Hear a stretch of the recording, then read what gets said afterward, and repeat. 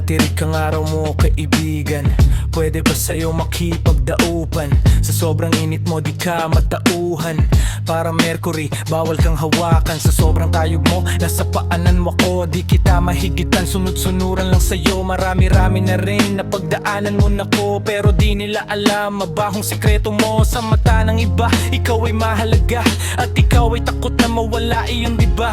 Kaya ka nagsusuot ng magarbong maskara na puno ng luha pag inaalis mo na. Di mo yan matatanggi dahil aking pasisinungalingan. Pag ika'y nag-iisa sa kwarto mo't patay ang ilaw. Nasa likod mo ko sa kadiliman ng kwaro at isipan. Bukas ang iyong bintana, may liwanag na sumisilaw.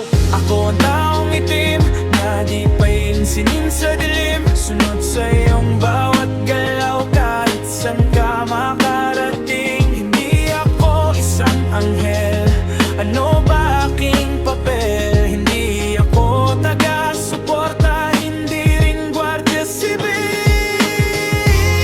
Ibahin mo ako sa taong nasa salamin.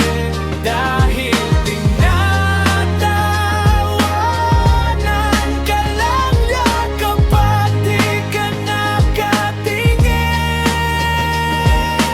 Kay paslit, iyo pang ipinipilit. Habulin ang imahe ko sa ilalim ng init ng araw. Kahit mababaw na dahilan, matinding kaligayahan ang iyong nararamdaman. Ako ang tanging saksi sa una mong kabiguan. Ang kurinan nandyan nung nawalan ka ng kaibigan. Hindi mo lang batid nung ikaw ay napatid. Kasama mo ako nung tumayo ka ng puwet. Di nagagalak kong ipaalala at ibahagi yon. Dahil sobra na ang pinagbago mo ngayon. Magara mong kasuotan, nakakasilaw chong. Pag wala iyong saplot, ako ang iyong refleksyon. Oo, wala kang ibang makikita kundi isang likha na walang mukha. Naiisip mo ba minsan na meron kang kwenta? O para ka lang tulad ko, di alam ba't ginawa?